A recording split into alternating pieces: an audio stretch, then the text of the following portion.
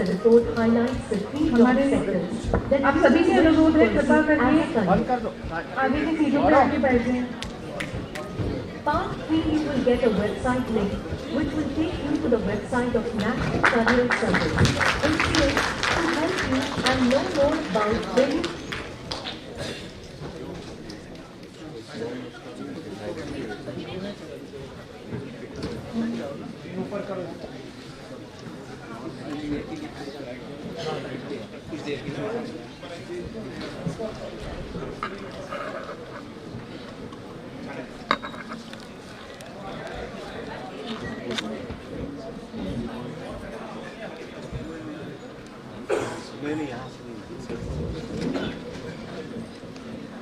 Namaskar and welcome to the National Conference on Perspective and Practices in Vocational Education and Training scheduled on 1st and 2nd February 2024. अब मैं मंच पर उपस्थित हमारे सभी सम्मानित अतिथियों से अनुरोध करती हूँ कि वे एक शुभ परंपरा के रूप में दीप जलाएं और मां सरस्वती को माला पहनाएं, जो ज्ञान, बुद्धिमत्ता और आत्मज्ञान की खोज का प्रतीक है। मैडम उस साइड, मैडम मैं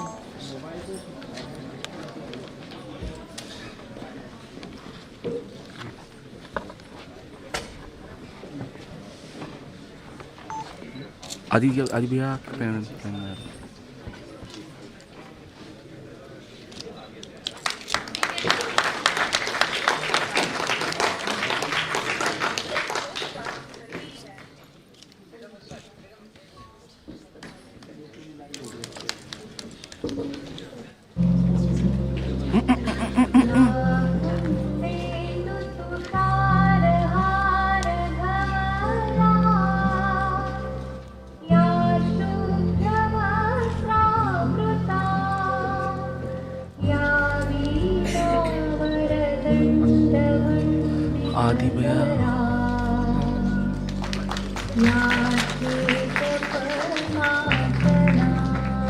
आदि भैया पूरा फ्रेम में हो।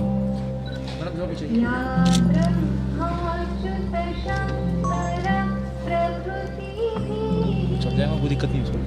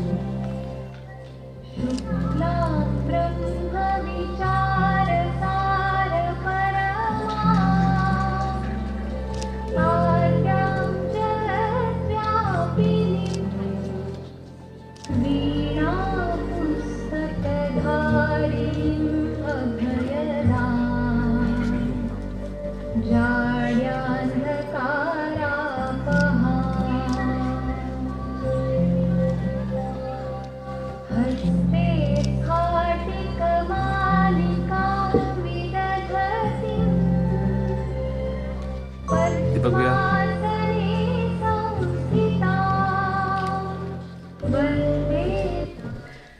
अब मैं डॉक्टर दीपक पालीवाल जी, संयुक्त निदेशक PSSCIVE को आमंत्रित करती हूँ कि वे उद्घाटन सत्र के मुख्य अतिथि माननीय श्री इंदर सिंह परमार जी, कैबिनेट मंत्री, उच्च शिक्षा, तकनीकी शिक्षा और आयुष विभाग, मध्य प्रदेश सरकार को शॉल एवं श्रीफल देकर सम्मानित करें।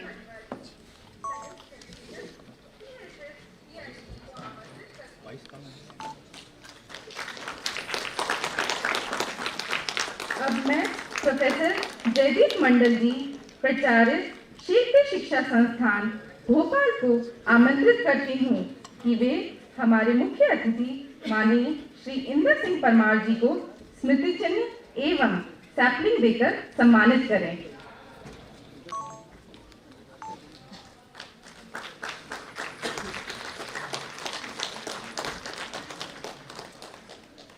अब मैं डॉक्टर विनय स्वरूप मेहरोत्रा जी को आमंत्रित करती हूँ कि वे हमारे सम्मानित अतिथि डॉक्टर संदीप नायर, रजिस्ट्रार चाणक्य विश्वविद्यालय बेंगलुरु को स्मृति चिन्ह एवं सैपलिंग देकर सम्मानित करें।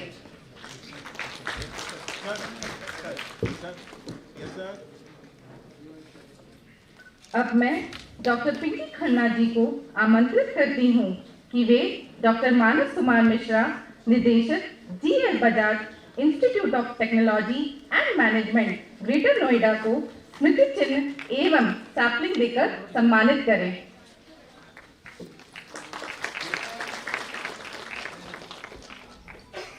अब मैं डॉक्टर सौरभ प्रकाश जी को आमंत्रित करती हूँ कि वे हमारे विशेष अतिथि प्रोफेसर जयदीप मंडल, प्राचार्य क्षेत्रीय शिक्षा संस्थान भोपाल को स्मृति चिन्ह एवं सैपलिंग देकर सम्मानित करें।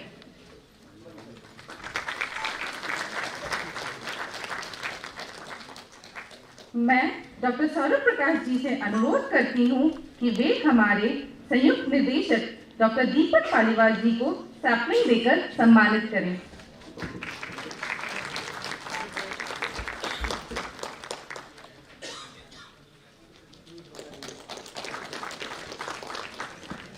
अब मैं हमारे संस्थान के संयुक्त निदेशक डॉक्टर दीपक पालीवाल जी को स्वागत उद्बोधन हेतु आमंत्रित करती हूँ।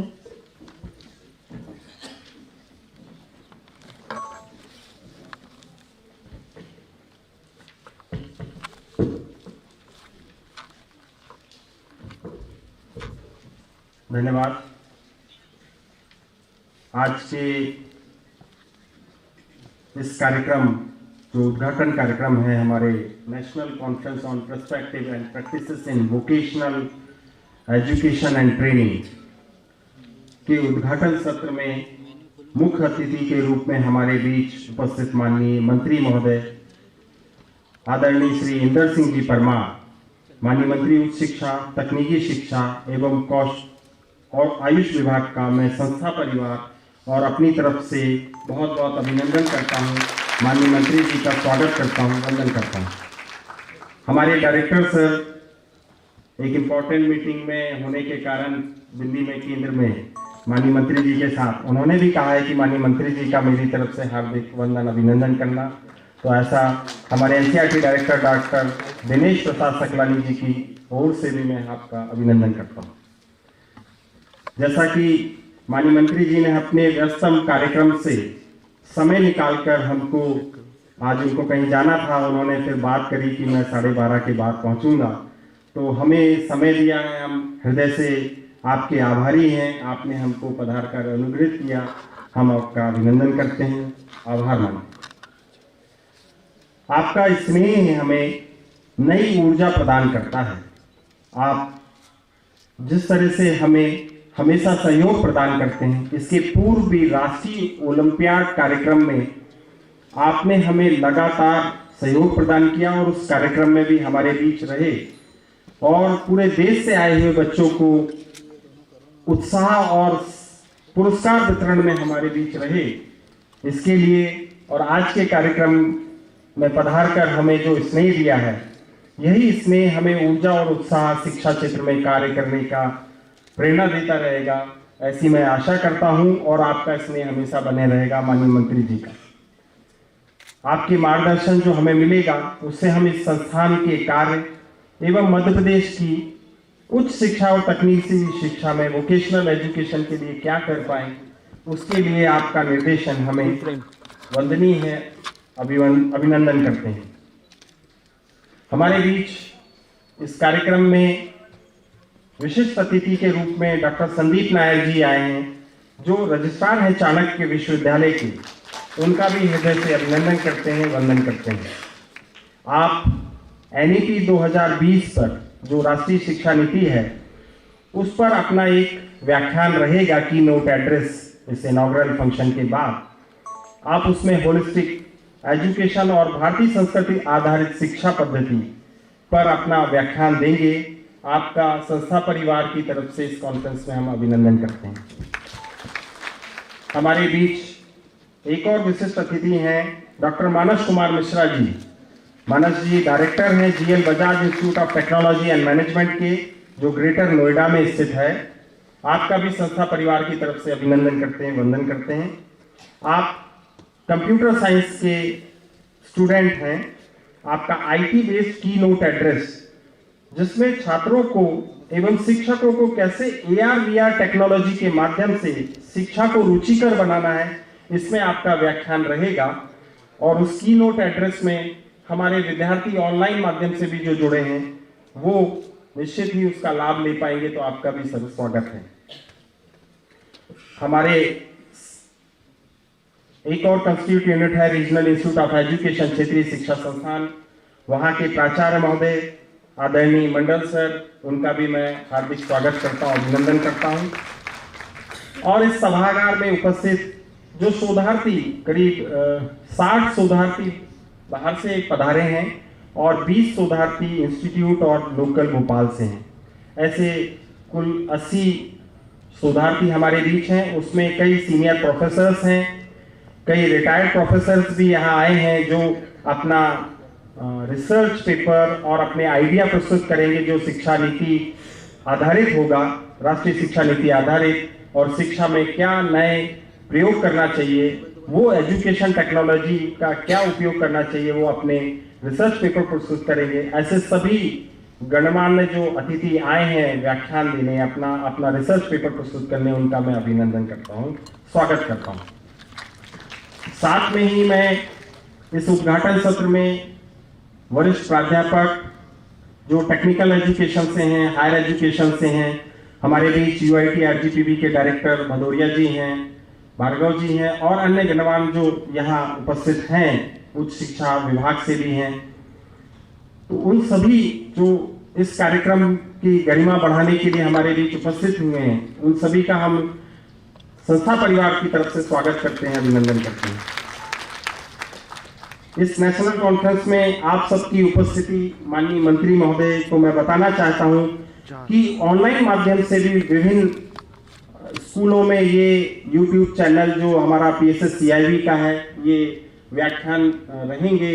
और आप भी जो छात्रों को संबोधित करेंगे, उनको जो प्यार और स्नेह देंगे, वो निश्चित ही, चूंकि स्कूल शिक्षा विभाग आपके पास रहा है पूर्व में, और स्कूल के विद्यार्थी पूरे देश और प्रदेश के इस ऑनलाइन माध्यम से जुड़े हुए हैं, उन सभी ऑनलाइन माध्यम से जुड़े हुए शिक्षकों का, छात्रों का मैं Pandit Sundarlal Sharma central institute of vocational education, जो स्किल एजुकेशन में पाठ्यक्रम वगैरह डेवलप करता है, सिलेबस प्रोवाइड करता है छात्रों को, उनका मैं स्वागत करता हूं, अभिनंदन करता हूं।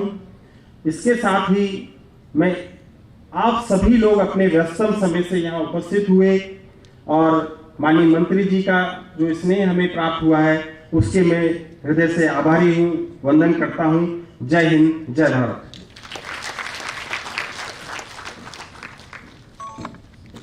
धन्यवाद सर। अब मैं प्रोफेसर VS मेहरोत्रा जी से अनुरोध करती हूँ कि वे हमें national conference on perspective and practices in vocational education and training के उद्देश्यों और विषयों के परिचित कराने की कृपा करें।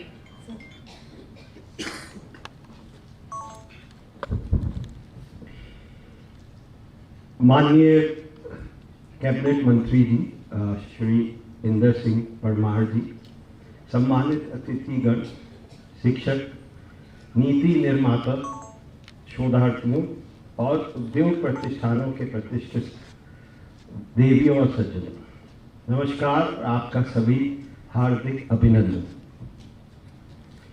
आज मैं इस सभागार में आपके समक्ष बड़े उत्साह और महत्वपूर्ण उद्देश्यों के साथ उपस्थित हूँ।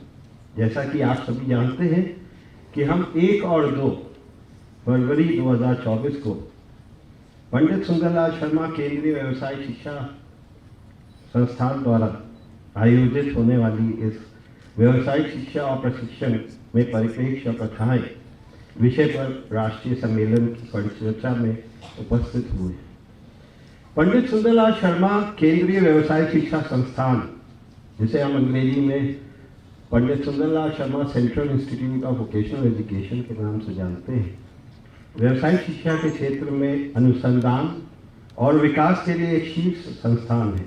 यह राष्ट्रीय शैक्षणिक अनुसंधान और प्रशिक्षण परिषद NCERT, जिसे आप सब जानते हैं, जो कि अब डीम्ड यूनिवर्सिटी भी हो चुकी है एनसीईआरटी, इसकी एक घटक इकाई है जिसे 1993 में भारत सरकार द्वारा स्थापित किया गया था। ये भारत में यूनिवॉक सेंटर भी है। यूनेस्को की अंतर्राष्ट्रीय तकनीकी और व्यावसायिक शिक्षा योजना के अंतर्गत ये नेटवर्क केंद्र की तरह कार्य कर रहा है। संस्थान ने भारत में व्यावसायिक शिक्षा के उत्थान में महत्वपूर्ण योगदान दिया है। जैसा कि आप सभी जानते हैं कि समग्र शिक्षा एवं राष्ट्रीय कौशल योग्यता फ्रेमवर्क के अंतर्गत कक्षा 9 से 12 में व्यावसायिक विषयों को सामान्य शिक्षा के साथ जोड़ने के लिए करीब 17,000 स्कूलों में व्यावसायिक शिक्षा उपलब्ध कराई जा रही है, जिसमें करीब 21 लाख बच्चों ने दाखिला लिया। यह व्यावसायिक शिक्षा जो कि जॉब रोल आधारित है, जैसे कि अगर हम बात करें तो किसान ड्रोन ऑपरेटर है, ड्रोन टेक्नीशियन है, जूनियर सॉफ्टवेयर डेवलपर है, प्लम्बर है इत्यादि, इस तरह के विषयों पर पढ़ाया जाता है। संस्थान द्वारा व्यावसायिक पाठ्यक्रम, पाठ्य पुस्तकें और डिजिटल संसाधन, हम लोग ने बहुत सारे डिजिटल वीडियोस जो है हमारे PSSCIVE यूट्यूब चैनल के ऊपर अपलोड किए हुए हैं। आप सभी से निवेदन है कि आप जरूर उसको देखें। इससे लाखों छात्र और हजारों शिक्षक लाभ ले रहे हैं। हमने 22 क्षेत्रों में 88 जॉब रोल्स के लिए पाठ्यक्रम और पाठ्य पुस्तकें विकसित की और हम ये स्कूलों में प्रस्तुत कर चुके हैं और उनसे बच्चे व्यावसायिक शिक्षा के विभिन्न विषयों पर लगातार सीख रहे हैं और इन पाठ्यक्रमों को हम लगातार बढ़ा भी रहे हैं। अगर मैं व्यावसायिक शिक्षा स्कूलों में जो चल रही है उसकी बात करता हूं तो राजस्थान नंबर 1 पे है स्कूल के नंबर्स पे। अगर हम लेकिन मैं माननीय मंत्री जी को सूचित करना चाहूँगा कि मध्य प्रदेश, अगर हम राजस्थान की बात कर रहे हैं तो 2,704 स्कूल हैं, लेकिन एनरोलमेंट जो है 2,32,000 के करीब है। लेकिन मध्य प्रदेश में 1693 जो है स्कूल है, लेकिन एनरोलमेंट जो है 2,67,000। तो एनरोलमेंट ज़्यादा है, तो हम लोग नंबर 1 है मध्य प्रदेश में एनरोलमेंट के हिसाब से।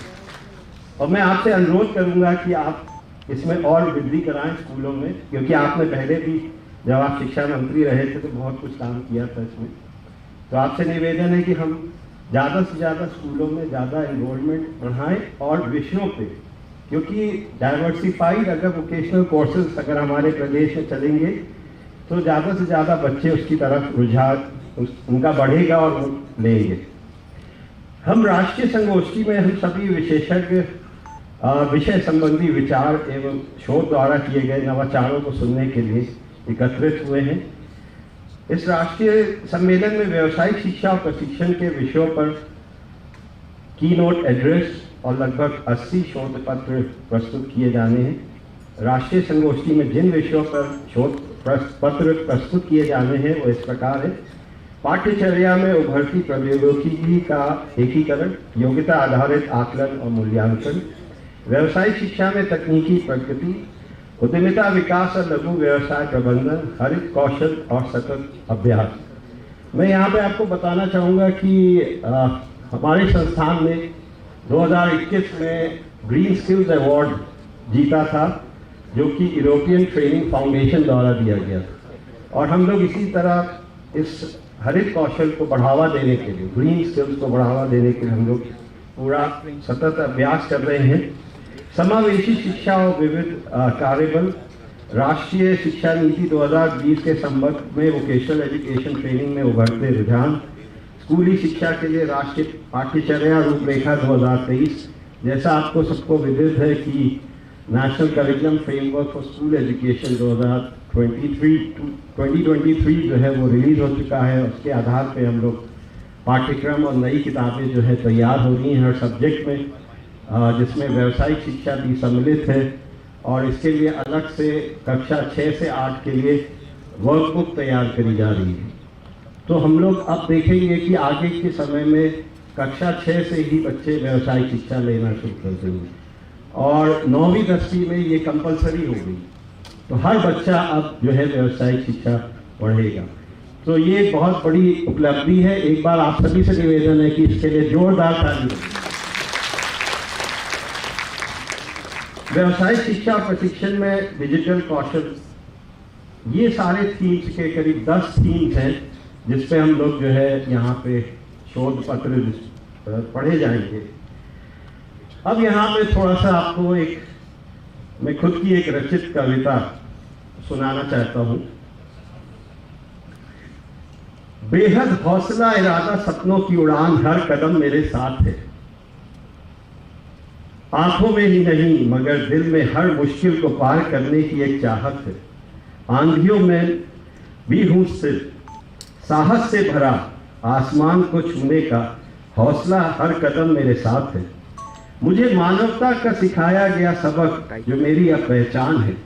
नंबरों की परवाह नहीं है मुझे, मैं कुछ बनना चाहता हूँ। अपना ही रास्ता खुद चुनना चाहता हूँ। जीवन की सफलता में रहमत की बहार है, न किताबों की चमक न ही नंबरों की गहराई। सीखना है मुझे हुनर और जीने की सच्चाई। बेहद हौसला इरादा सपनों की उड़ान हर कदम मेरे साथ है। आंखों में नहीं मगर दिल में हर मुश्किल को पार करने की एक चाहत है। धन्यवाद। इस संगोष्ठी का मुख्य उद्देश्य आप सभी विशेषज्ञों एवं शोधार्थियों को एक मंच प्रदान करना है जिस पर आप व्यावसायिक शिक्षा के क्षेत्र में आने वाली चुनौतियों एवं अवसरों पर विस्तार से चर्चा कर सकेंगे तथा अपने विचार साझा कर व्यावसायिक शिक्षा जगत में एक नया आयाम स्थापित कर सकेंगे। एक मील का पत्थर स्थापित होगा ये कॉन्फ्रेंस। इन चर्चाओं की शुरुआत से हम नई ऊर्जा, सहयोग भावना और शिक्षा प्रणालियों की उन्नति के लिए समर्पित एक साझा निष्ठा के साथ करेंगे। आप सभी को शुभकामनाएं देता हूं और साथ ही राष्ट्रीय संगोष्ठी की सफलता के लिए ईश्वर से प्रार्थना करता हूं। जय हिंद, जय भारत। धन्यवाद सर। अब मैं प्रोफेसर जयदीप मंडल जी, प्राचार्य क्षेत्रीय शिक्षा संस्थान भोपाल से आग्रह करती हूँ कि वे अपने विचार साझा कर हमें अनुग्रहित करें। जयदीप मंडल।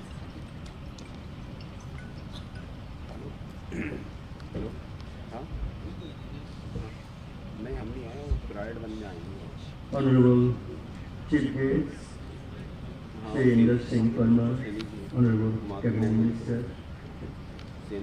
Government of Madhya Pradesh, respected Joint Director, Professor Deepak Paliwalji, respected the dignitaries, Dr. Manas Kumar Mishra ji, Dr. Sandeep Nair ji, our senior colleagues, Dr.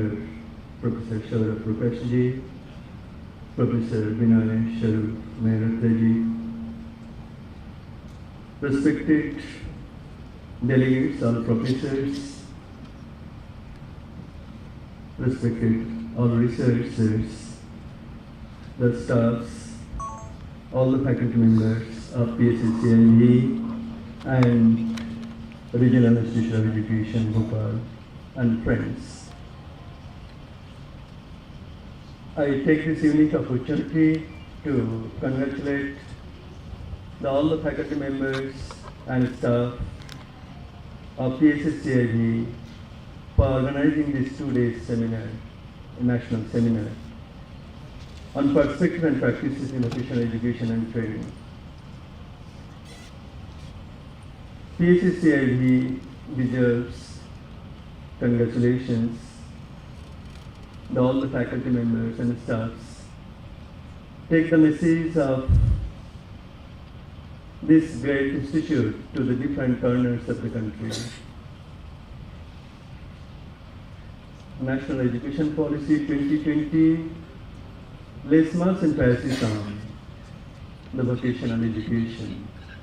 The vocational education must circulate down to all the stages of education, be it foundational stage, the preparatory stage, the middle, or the secondary.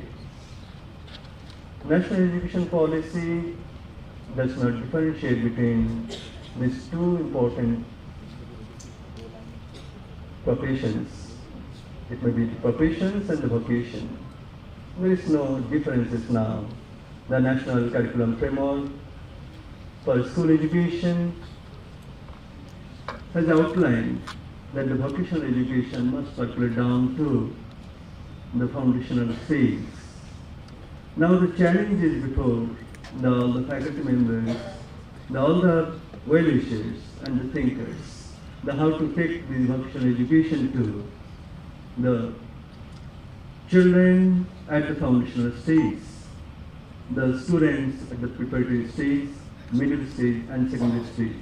What kind of, or what should be, what kind of forms of work, what we say the world of works, how to take these different kind of vocations, how to nurture our children right from the initial stage so that they develop a kind of dispositions towards the world of work. Respected researchers, it's a really a challenge before all of us.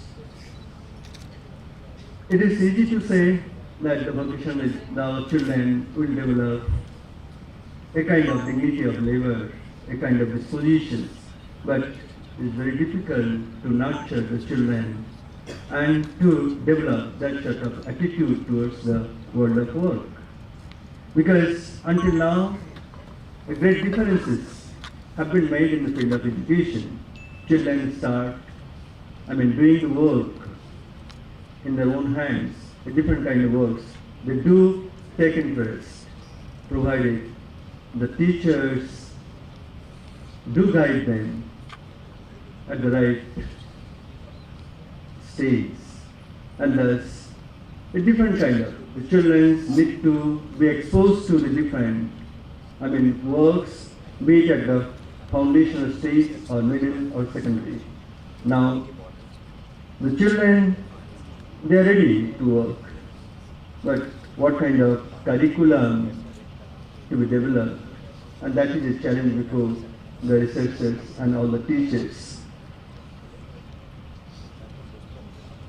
We say again and again that the vocations, the children at the secondary stage, the students at the secondary stage, they need to specialize to a given work or a vocation. Now, the moment we say that it is a tailoring work, or it is a carpentry work, or the pottery, or say the machinery, or a kind of a service providers, how to integrate this vocational education to the general education, and that's the challenge before all of us. But I'm sure the researchers, through this interaction and discussions, they will churn out the best, and we are hopeful that the researchers and all the well-wishers and thinkers and professors, they'll enlighten all of us, and definitely the resolutions will be pointed so that we can together fulfill the aspirations of the National Education Policy 2020.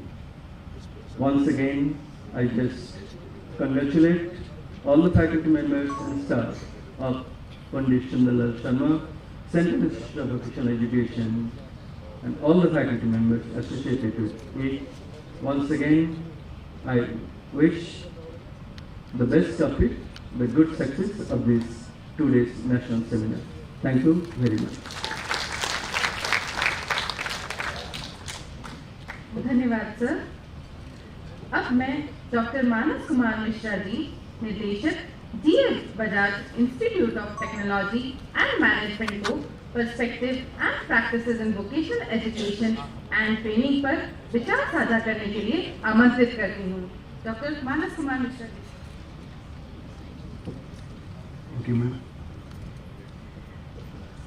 Honorable Chief Guest of today's function, Sri Inder Singh Parmar ji, Honorable Cabinet Minister, Government of Madhya Pradesh. Respected guest of honor, Dr. Sandeep Mayarji, Registrar, Chanakya University, Bangalore. Respected special guest, Professor Jaideep Mandalji.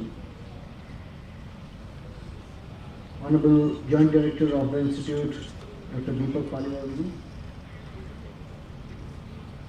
Professor Vinay Swarupji and Professor Saurabh Prakashji.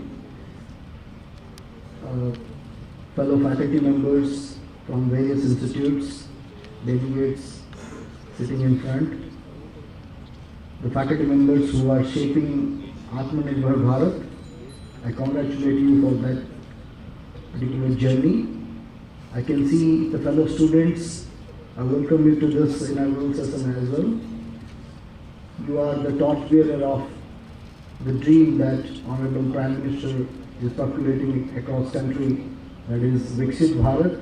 Hopefully you will contribute to your fullest potential. Coming back to this 2 days national conference, I congratulate the entire team, the Honorable Joint Director of PSS, Central Institute of Vocational Education, for this wonderful effort. And more so, I feel that, when we were graduating or when I was in the school, there seemed to be a big gap between the school education, higher education and industry. This conference, having invited, I feel privileged that I am being invited here for this particular conference, and I see Dr. Nair also participating. This shows that at least the Institute is taking a very good effort in bridging the gap between the school education ecosystem and the higher education ecosystem. This is very vital for the entire nation or education per se to grow. And similarly, we should have a very good cohesion and collaboration between the education system and the industry. मैं माननीय मंत्री जी से आग्रह करूंगा कि वो मैं कुछ सुझाव देना चाहता हूं। जैसे हम लोग स्मार्ट इंडिया हैकाथन कंडक्ट करते हैं, जिसमें हम बहुत सारे कंपनीज का और इंडस्ट्री के प्रॉब्लम स्टेटमेंट को बच्चों के द्वारा, इंजीनियरिंग छात्राओं के द्वारा सॉल्व करने की कोशिश करते हैं। और 2023 में ऑनरेबल प्राइम मिनिस्टर जी की अगुवाई में मिनिस्ट्री ऑफ होम ने कवच एक hackathon targeted to cyber security conduct किया था। एंड जिस संस्थान से मैं बिलोंग करता हूँ, GL Bajaj institute of technology and management eight greater Noida, हम लोगों ने इस फाइनल फिनाले को 5 इंस्टीट्यूट में होस्ट किया था। हम उनमें से एक थे और हमारे बच्चे उसको विनर भी, मतलब they have won that event as well. So we were the only institute which was hosting as well as winning. And पिछले 1 साल में हमारे छात्रों ने स्मार्ट इंडिया हैकाथन और बहुत सारे करीब 12-15 हैकाथन जीते हैं। वो टैलेंट हमारे पास है। We are NAC A+ accredited institute NRF ranking के साथ। मैं ये आग्रह करना चाहता हूँ कि जैसे कवच हम साइबर सिक्योरिटी के लिए स्पेसिफिक ऑर्गेनाइज किए थे, वैसे ही अगर हम स्कूल एजुकेशन में किस तरह से, और जैसा मैं कीनोट भी उस पर डिस्कशन करने वाला हूँ मेटावर्स का, AR VR का, अगर आप लोग अलग अलग वीडियो देखेंगे तो बहुत सारा एप्लीकेशन है और वो प्रिडोमिनेटली वो वीडियोस फॉरेन कंट्री डेवलप्ड। अगर हम इस तरह का कुछ हैकाथन ऑर्गेनाइज करें सर, जहाँ पे बच्चों को हम प्रोटोटाइप डेवलपमेंट के लिए दें, चाहे वो computer science based AR VR हो या वैसे भी कुछ प्रोटोटाइप हो जो स्कूल के बच्चों की स्किलिंग के लिए ज़्यादा कारगर हो, तो हम यकायक, बहुत सारे इंजीनियरिंग कॉलेजेस हैं, हमारे पास बहुत सारे सोल्यूशन एट ए टाइम आएंगे और वो बहुत तेजी देगी स्कूल के एजुकेशन में जो इंटरवेंशन आप लोग करना चाहते हैं। दूसरी चीज़, मैं आपसे भी आग्रह करूँगा माननीय मंत्री महोदय कि अगर हमारे जैसे संस्थान को ये मौका मिले कि हम एनसीईआरटी या वोकेशनल एजुकेशन में कुछ इंटरवेंशन कर पाएँ, हमारे जो भी स्किल सेट हैं उसको लेके, तो आगे जाके हमारा वोकेशनल ट्रेनिंग थोड़ा अलग डायमेंशन में जा सकता है। जैसे अभी मेडोका साहब ने जिक्र किया कि आप सॉफ्टवेयर डेवलपमेंट का एक कोर्स हम चलाते हैं वोकेशनल एजुकेशन में, लेकिन AR/VR पे कोई कोर्स नहीं है या एनिमेशन पे बहुत ज़्यादा कोर्स शायद नहीं है। अगर हम उस इंडस्ट्री को भी टैप करेंगे तो बहुत सारे आयाम आगे निकल सकते हैं। जैसे एक फ्लोरिडा में सेल यूनिवर्सिटी है, अगर आप उनके एलुमनाई को देखेंगे तो जितने भी हॉलीवुड के बड़े बड़े एनिमेटेड मूवीज़ होते हैं उन सब के एनिमेटर्स जो हैं they are alumni of cell university, most of them. So अगर कोई बच्चा उस लेवल का ट्रेनिंग भारत में छोटे स्तर पे शुरू करते हुए बढ़ेगा तो उससे भी हमें काफ़ी लाभ मिलेगा और हम लोग उसमें कंट्रीब्यूट करने के लिए इच्छुक भी हैं और कैपेबल भी हैं।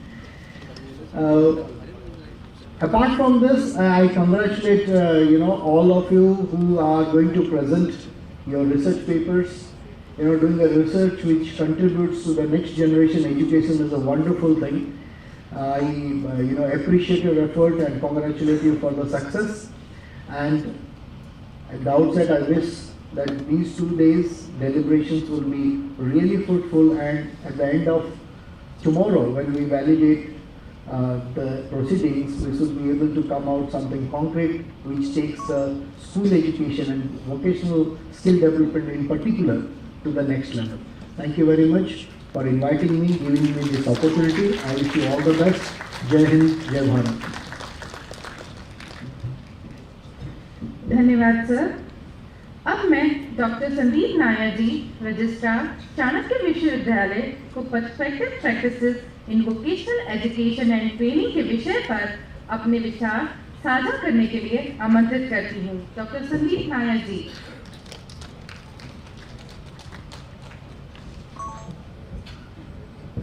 नमस्कार, a very good morning to all. थोड़ा हिंदी और इंग्लिश में बात करूँगा। The Honorable Chief Guests of the day, respected Sri Inder Singh Parmar ji, Cabinet Minister, Government of Madhya Pradesh, Professor Jaideep Mandal ji, Principal of RIE Bhopal, Dr.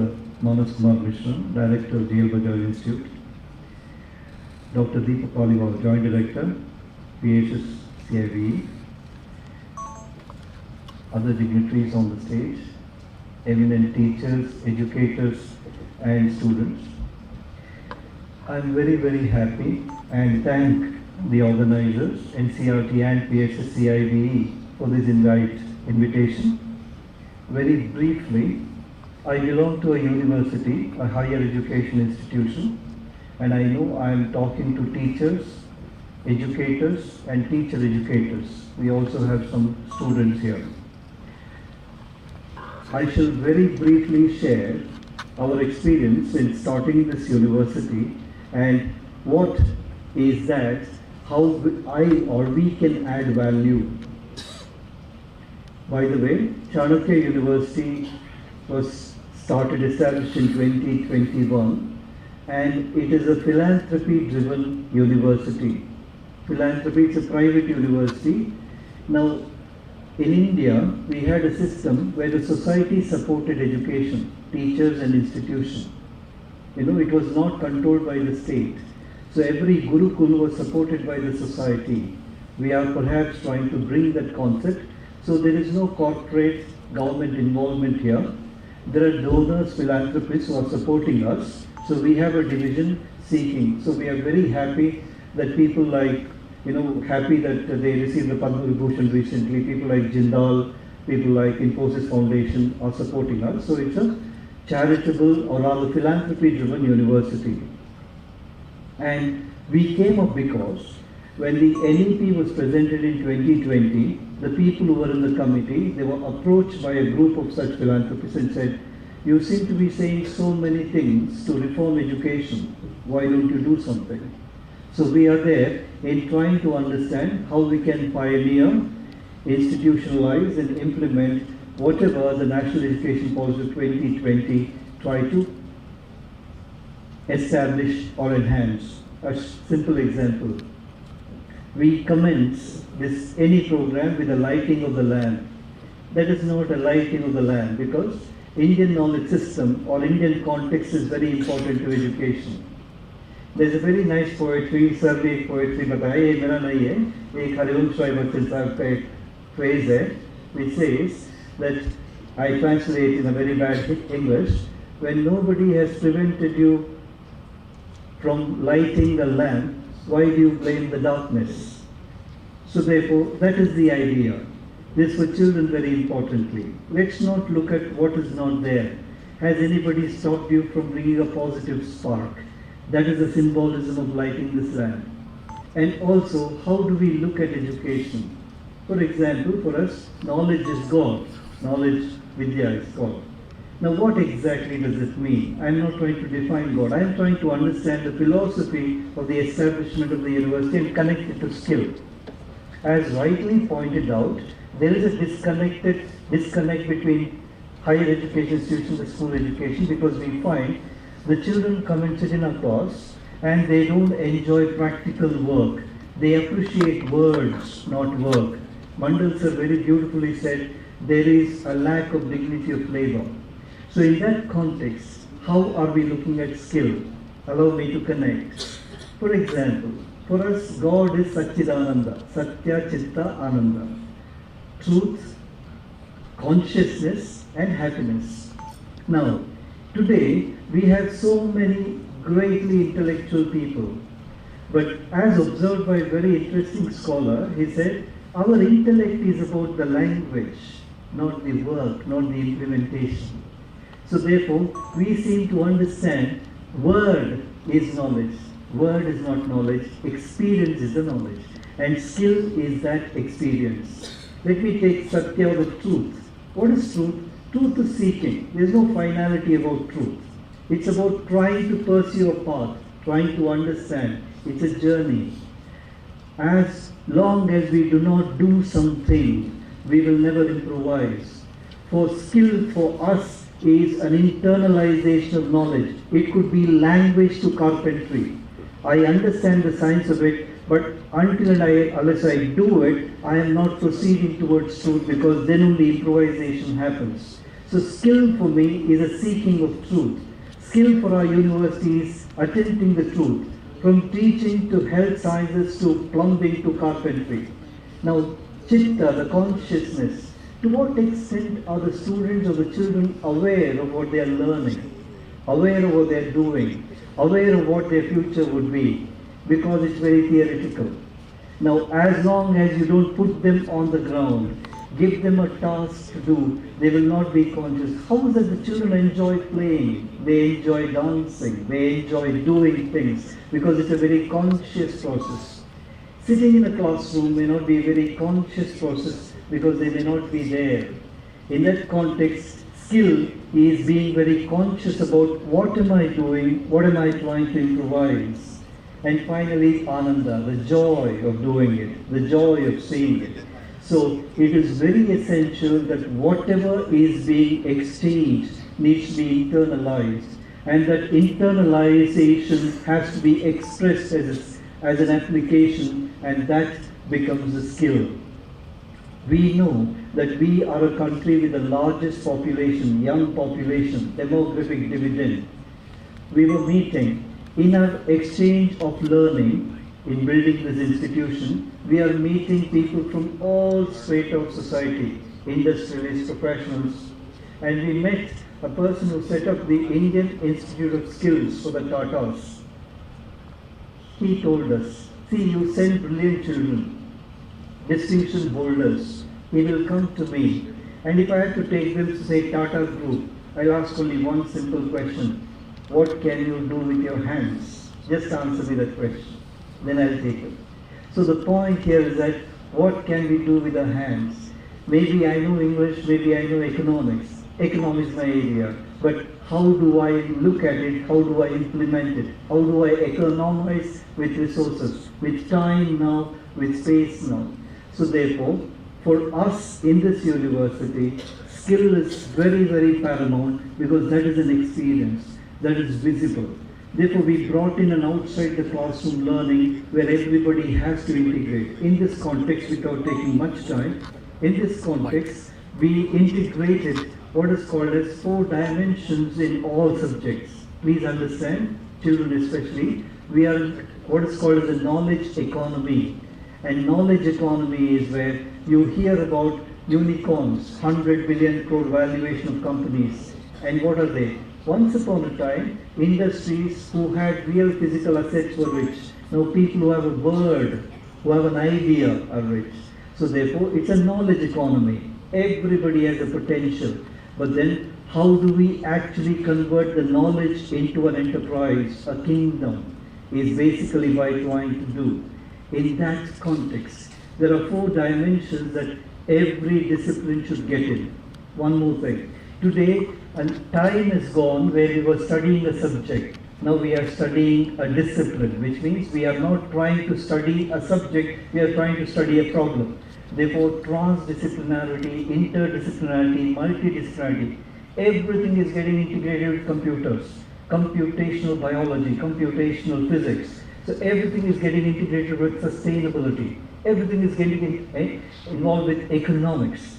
So therefore, how do you combine multidisciplinarity when you try to do? So when you are trying to address a problem, you need to understand how to apply, how to look at it. So therefore, on this occasion, because we are in a very esteemed gathering here, and we have the Honorable Minister here, our desire is to make sure that vocational skills and skills get integrated at all levels. For example, in our university, our effort is to set up a skills center. Now, we may not have the understanding, we may not have the kind of knowledge for that, but we will do anything to understand that all the children sitting in the class want to ask us, now, all that you say is good, but what do I do going out there? So, skills not only for the student, but as a social outreach. It's very important that universities embrace the universe. Name of a university is embrace the universe. There's no exclusion. So there's a very positive acceptance of the world. So therefore, outreach. Not everybody has the equal kind of competence and desire and aptitude. So how to identify and go ahead with that, and that is our desire. In this context, we're very happy, and I congratulate the institution for this particular initiative in trying to understand deeper integration of skills in learning. And on behalf of Chanakya University, I'm very happy to be there and congratulate the institutions and the officers who are involved in that. And we'll be very, very happy to learn, integrate, support, be associate with all that is possible in trying to integrate skills into learning. Dhanyavad, namaskar.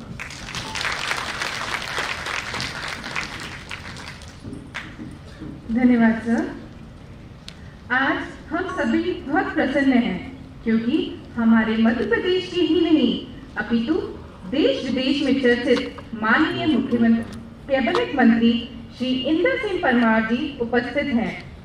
माननीय मंत्री जी अपने विद्यार्थी जीवन से ही शिक्षा के क्षेत्र में सुधार हेतु कार्य कर रहे हैं। वे शुजालपुर विधानसभा क्षेत्र से विधायक हैं। वे सतत सामाजिक और शैक्षणिक क्षेत्र में उत्थान हेतु प्रयासरत हैं। जैसा कि हम सभी जानते हैं कि वर्तमान में वे उच्च शिक्षा, तकनीकी शिक्षा और आयुष विभाग मध्य प्रदेश सरकार में प्रतिष्ठित हैं। अब मैं माननीय कैबिनेट मंत्री श्री इंदर सिंह परमार जी उच्च शिक्षा, तकनीकी शिक्षा और आयुष विभाग मध्य प्रदेश सरकार से इस प्रतिष्ठित सभा को संबोधित करने का आग्रह करती हूँ।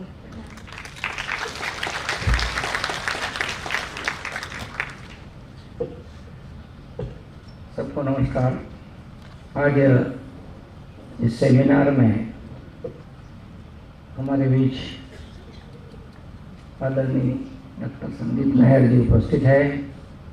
डॉक्टर मानस कुमार मिश्रा जी है और यहाँ के प्राचार्य प्रोफेसर जयदीप मंडल जी, सम्मानित दीपक जी, सौरभ जी, डॉक्टर मल्होत्रा जी, यहाँ पर उपस्थित सभी प्राध्यापक बंधु भगिनी, विद्यार्थी साथियों, आज राष्ट्रीय शिक्षा नीति के परिप्रेक्ष्य में व्यावसायिक शिक्षा को लेकर के तरह तरह के काम प्रारंभ हुए हैं और मैं समझता हूँ कि भारत की परंपराओं में व्यवसाय करने की पद्धति क्या थी, क्या हम उस जगह पर अपनी तकनीक को पहुंचा सकते हैं, क्या टेक्नोलॉजी उनको दे सकते हैं क्या। मैं समझता हूँ इस सेमिनार में हमको ये भी विचार करना चाहिए, बहुत अच्छे एक्सपर्ट हम बनाएंगे, उनको डिग्री भी देंगे, प्रमाण पत्र भी देंगे, सब कुछ करेंगे, लेकिन बहुत बड़ा वर्ग भारत में अपनी आवश्यकताओं की पूर्ति के लिए परंपरागत रूप से कुछ व्यवसाय करता है, वो ट्रेंड नहीं है, लेकिन परंपरागत रूप से अपना व्यवसाय करता है। यदि उनको हम स्किल्ड कर सकें, यदि हम उनको टेक्नोलॉजी का कैसे उपयोग कर सकते हैं बता सकें, तो मैं समझता हूं कि राष्ट्रीय शिक्षा नीति का एक बड़ा काम हम पूरा करते हैं। और क्योंकि संस्थान को यही काम दिया है, इसलिए ऐसे सारे एक्सपर्ट इकट्ठे होकर विमर्श करें, चर्चा करें और अपनी परंपरागत जो व्यवसाय है, आज भी गांव में, मैं भी दीपक जी को बता रहा था, मिट्टी का काम करने वाला आज भी परंपरागत रूप से बर्तन बनाने का काम हमारे गांव का व्यक्ति करता है। वो कोई 5वीं पढ़ा होगा, कुछ 8वीं तक गया होगा, कुछ तो स्कूल भी नहीं गया होंगे, लेकिन वो अपने काम में गांव के हिसाब से एक्सपर्ट है। लेकिन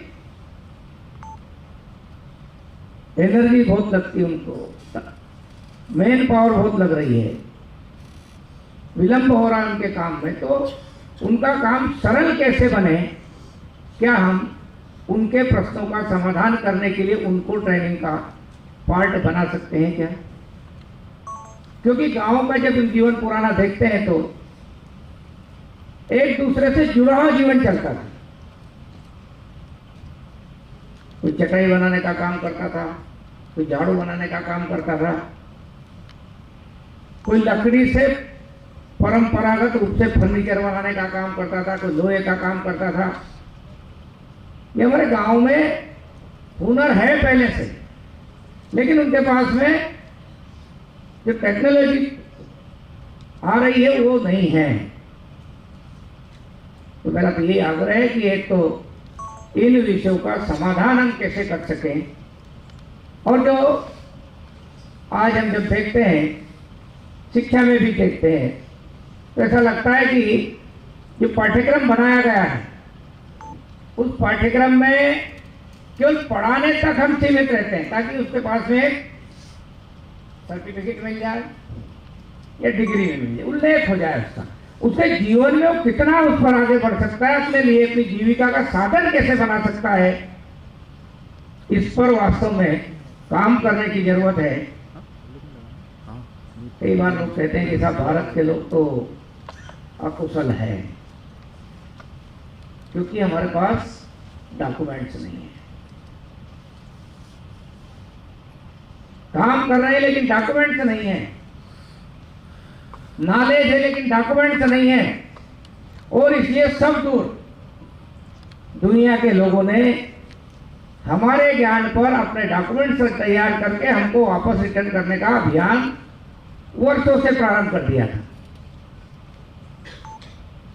और उसका परिणाम यह हुआ कि हमारी कला भी, हमारा हुनर भी आज हम अपने आप नहीं कह सकते हैं, क्योंकि हमने उसको तकनीक के साथ नहीं जोड़ पाए, डॉक्यूमेंटेशन नहीं हो पाया। ऐसा एक विषय नहीं है, सभी विषय जुड़े हैं। इसलिए मैं कहूँगा कि जो राष्ट्रीय शिक्षा नीति है उसमें व्यावसायिक शिक्षा के साथ साथ जो भारत का परंपरागत ज्ञान है उस ज्ञान के साथ तालमेल करना और अपने लोगों को जहां से प्रारंभ हुआ उस सूत्र को बताने की आवश्यकता है। हमारी धरती के व्यक्ति किसी ने अच्छा काम किया है, उसका बखान करने की परंपरा भी स्थापित करने की जरूरत है। और यदि वो हम कर पाए तो हमारे लोगों को लगेगा कि हाँ, हमारे पूर्वज भी विद्वान थे, ज्ञानवान थे, काल परिस्थितियों के कारण से हमारे पास डॉक्यूमेंटेशन नहीं है, लेकिन फिर से उन पर काम करने की आवश्यकता महसूस हो रही है। मैं उदाहरण देता हूं, क्योंकि अभी जो मेरे पास विभाग है टेक्निकल एजुकेशन और आयुष, एक प्रकार से दोनों व्यवसायिक शिक्षा का हिस्सा है। अब हमें एक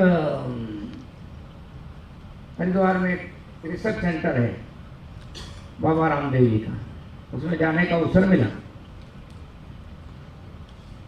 वो आयुर्वेद पर इतना काम कर रहे हैं, इतना रिसर्च वहां हो रहा है कि आने वाले समय में आयुर्वेद की जो हमारे देश के लोग भी उपेक्षा कर रहे हैं, दुनिया के लोग तो कर ही रहे थे, उनको समझ में आ जाएगा कि आयुर्वेद भी रिसर्च बेस के आधार पर तैयार हुआ और एक वैज्ञानिक पद्धति है। ये किसी भी रूप में भारत की चिकित्सा पद्धति जो अन्य है उनसे कम नहीं है। कम से कम बराबरी पर अपने को सम्मान दिलाने का काम कर सकेंगे, क्योंकि लोग उस पर काम करना प्रारंभ कर दिया है। और इसलिए हर जगह पर हमारी श्रेष्ठता जो रही है उसके मूल को ढूंढना और वहां से आगे बढ़ते हुए दुनिया के परिवर्तनों को स्वीकार करना। लेकिन मूल हमारा है, ये हमारे लोगों के मन में गर्व का भाव पैदा होगा, क्योंकि जब तक हम अपने लोगों में अपने लोगों के लिए काम करने की परंपरा स्थापित नहीं करेंगे, तब तक मैं समझता हूं कि हमारा अभियान भी अधूरा रहेगा। और अभियान को पूर्णता देने के लिए एक स्वत्व का भाव का निर्माण करना हम कर सकते हैं, अपने लोगों को भी ट्रेंड कर सकते हैं और दुनिया के सामने बराबरी के साथ अपने देश को खड़ा करने का जो संकल्प है उस संकल्प को भी हम पूरा करने में सहभागी बन सकते हैं। मैं सोचता हूँ कि राष्ट्रीय शिक्षा नीति का जब पूरा ड्राफ्ट बना है और उसमें जो व्यावसायिक शिक्षा के लिए प्रमुख बातें कही गई है, उनमें केवल डिप्लोमा या डिग्री देने तक सीमित नहीं है। हमारे समाज की आवश्यकताओं की पूर्ति करने वाला हुनर जो है उसको डॉक्यूमेंटेशन के साथ में समाज के सामने लाना और उन लोगों को अपनी ट्रेनिंग के पार्ट से जोड़ना, ताकि लोग सामान्य व्यक्ति भी अपनी जीविका में टेक्नोलॉजी का उपयोग कर सके और अपने सामने आने वाले छोटे छोटे प्रश्नों का समाधान हम कैसे दे सकते हैं, इसका व्यापक रूप से एक बड़ी फौज खड़ी करना देश में। उसके लिए इसको शिक्षा का एक बड़ा पार्ट बनाने का काम सरकार ने किया है। आप सब लोग भी, सरकार भी, सब मिल करके उन लक्ष्यों को हम पूरा कर सकेंगे, ऐसा मेरा विश्वास है। जाना तो मुझे बाहर था, दीपक जी आए तो बोले थोड़ी देर रुक करके आप जरा हमारे सेमिनार का शुभारंभ करा के जाइए। दीपक जी से पुराना परिचय है, स्वाभाविक रूप से शिक्षा के क्षेत्र में जुड़े होने से और आज यहाँ लोगों के बीच में आने का अवसर प्राप्त हुआ है।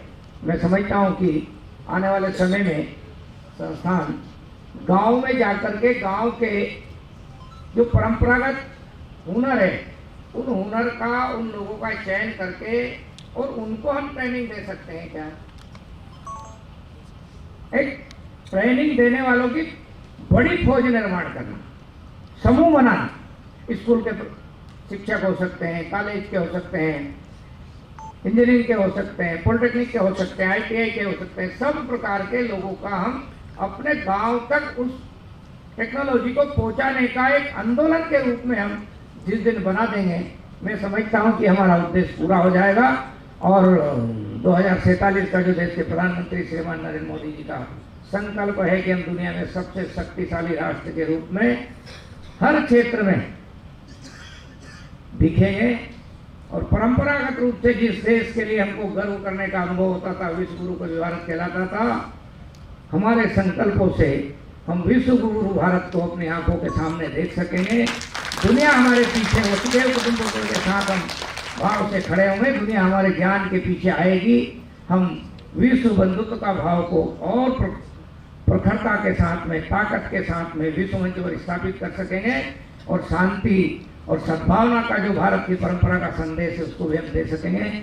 इसलिए अपने लोगों के लिए काम करने की प्रेरणा हम देते रहें, यही मैं कहना चाहता हूँ। 2 दिन का आपका सेमिनार के लिए शुभकामनाएं है, बधाई है।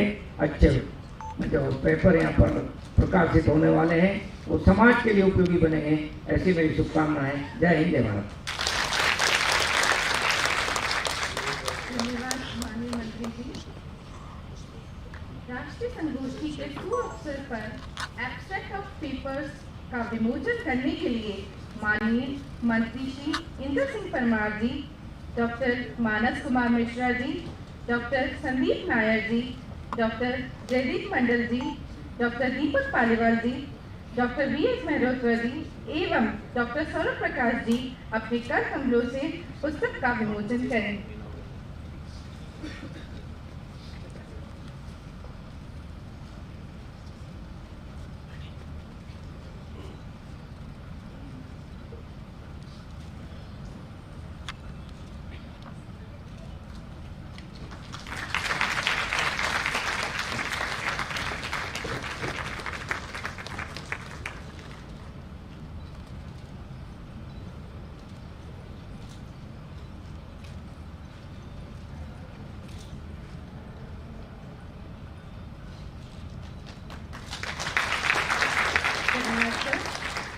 अब मैं professor Saurabh Prakash ji programme coordinator से औपचारिक धन्यवाद ज्ञापन करने का अनुरोध करती हूँ।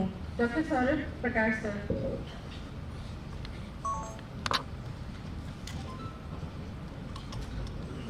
आज के मुख्य अतिथि आदरणीय मंत्री श्री इंद्र सिंह परमार, शिक्षा एवं तकनीकी विभाग मध्य प्रदेश शासन, आदरणीय जयदीप मंडल जी, प्राचार्य रीजनल इंस्टीट्यूट ऑफ एजुकेशन, आदरणीय Manas Kumar Mishra ji, director Bajaj institute of technology, और मिस्टर संदीप नायर, रजिस्ट्रार चाणक्य विश्वविद्यालय बेंगलोर, प्रोफेसर वी.एस. मेहरोत्रा और संयुक्त निदेशक पंडित सुंदरलाल शर्मा, डॉक्टर दीपक पालीवाल। और इस कॉन्फ्रेंस में आए हुए श्रीनगर से कन्याकुमारी तक जो हमारे पार्टिसिपेंट्स हैं और जो हमारे रिसोर्स पर्सन्स हैं, जो चेयर पर्सन्स हैं, उनका सभी का मैं हार्दिक स्वागत करता हूं, वंदन करता हूं। जैसा कि वोट ऑफ थैंक्स की परंपरा है, तो सबसे पहले मैं आदरणीय मंत्री जी की को बहुत हृदय से धन्यवाद देता हूं सर, कि आपने जो सुझाव दिया कि हमें अपनी परंपरागत तकनीकों से जुड़ना है और गांव की जो क्षमता है, कुशलता है, उसको बढ़ाना है। हम आशा करते हैं और आपको विश्वास दिलाते हैं कि हमारे संस्थान की ओर से इस क्षेत्र में हम कार्य करेंगे, जिससे कि आने वाले समय में हमारे जो हुनर कारीगर हैं उनको एक नया रास्ता मिले, एक एंटरप्रेन्योरशिप स्किल मिले, जिससे कि वो अपना मार्केट और बढ़ा सकें। और हमारा संस्थान जो कि व्यावसायिक शिक्षा के क्षेत्र में विभिन्न क्षेत्रों में, चाहे कृषि हो, चाहे इंजीनियरिंग हो, चाहे व्यवसाय हो, चाहे गृह विज्ञान हो, चाहे स्वास्थ्य क्षेत्र हो, सब में कार्य कर रहा है। और ये हमारे लिए बहुत ही आसान और चैलेंजिंग काम रहेगा, जिसको कि हम अगले साल के प्रोजेक्ट में ले भी पाएंगे। और हम आपको आश्वासन देते हैं कि सर, कि हम भारत को 2047 तक जो मोदी जी का सपना है विकसित भारत के में, एक कदम हमारा भी रहेगा। साथ ही साथ मैं आदरणीय मानस कुमार मिश्रा जी को भी बहुत बहुत धन्यवाद देता हूँ कि जो आपने सोच दी है कि हमें जो हैकेथॉन है, स्मार्ट इंडिया का कॉन्सेप्ट हमें स्कूलों में भी लाना है, और प्रोजेक्ट बेस्ड जो टीचिंग है कि बच्चे इनोवेशन करें और जो भी हमारी लर्निंग हो डूइंग बाई कॉन्सेप्ट पे हो, लर्निंग बाई डूइंग के कॉन्सेप्ट पे हो, जिससे बच्चे बहुत ही इंटरेस्ट लेते हैं। तो हम आपके सहयोग से मैं आशा करता हूँ कि हम संस्थान इस तरह के कार्य, क्योंकि हम स्कूल शिक्षा से जुड़े हुए, हमारे कैंपस में भी डेमोन्स्ट्रेशन मल्टीपर्पज स्कूल है, तो उसके साथ हम अच्छा कोलैबोरेशन कर सकते हैं। और हमारे भोपाल शहर में भी बहुत से स्कूलों हैं, उनके साथ हम सहयोग कर सकते हैं। साथ ही सर, मैं नायर साहब का भी धन्यवाद देता हूँ कि जो उन्होंने सोच की है, ये बहुत ही ज़रूरी है हमारे समाज को आगे बढ़ाने के लिए सर आपका बहुत बहुत धन्यवाद। आप बेंगलोर से आए और हमारे कार्यक्रम की शोभा बढ़ाई। साथ ही साथ मैं आदरणीय प्राचार्य महोदय प्रोफेसर जयदीप मंडल का भी सहयोग करता हूँ, धन्यवाद देता हूँ कि आपने अपने विचार इतने अच्छे ढंग से रखे कि हम आपसे हमेशा फायदा उठाएंगे। साथ ही साथ आदरणीय दीपक पालीवाल जी, प्रोफेसर डी.एस. मल्होत्रा और सबको मैं धन्यवाद देता हूँ। और साथ ही साथ जो भी कार्यक्रम में प्रतिभागी आए हुए हैं उनसे आशा करता हूँ कि आप लोग एक्टिवली इस सेमिनार में पार्टिसिपेट करेंगे और इस जो सोच है, जो इस कॉन्सेप्ट है, जो इसका उद्देश्य है सेमिनार का, उसका एक अच्छा डॉक्यूमेंट भी निकलेगा जो कि एक वैसायिक शिक्षा के क्षेत्र में एक नया मार्गदर्शन देगा, जैसा कि हमारे मंत्री जी ने कहा। साथ ही साथ जो हमारे विशिष्ट अतिथि आए हुए हैं, automotive sector skill development council से मैडम आई हैं, या यूनिवर्सिटी ऑफ आगरा यूनिवर्सिटी से जो हमारे सोर्स पर्सन आए हैं, आप सबका मैं बहुत धन्यवाद देता हूँ। और साथ ही साथ मैं PSSCIVE फैकल्टी स्टाफ को बहुत बहुत धन्यवाद देता हूँ जिनके सहयोग से आज ये कार्यक्रम कर रहे हैं, और अगर उनका सहयोग नहीं मिले तो हम ये कार्यक्रम नहीं कर सकते। साथ ही साथ जो बच्चे आए हैं उनके लिए भी बहुत जोर से मैं ताली बजवाना चाहता हूँ कि आप ही हमारे देश के भविष्य हैं और आपको इस पर चर्चा में कुछ ज्ञान मिलेगा। और साथ ही साथ जो आज हमारा जो स्पेशल प्रोग्राम बूट प्रोग्राम चल रहा है, इसमें आपको ड्रोन की ट्रेनिंग मिलेगी और नए नए क्षेत्र के बारे में सूचना मिलेगी, जानकारी मिलेगी। धन्यवाद एक बार फिर आप सबकी को।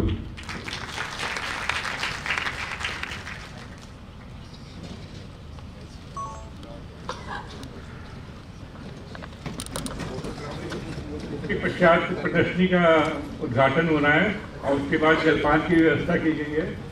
तो आप सभी आमंत्रित हैं कि हमारे प्रदर्शनी में आए और उसके बाद जलपान के बाद ये सेशन यहाँ पे कंटिन्यू रहेगा।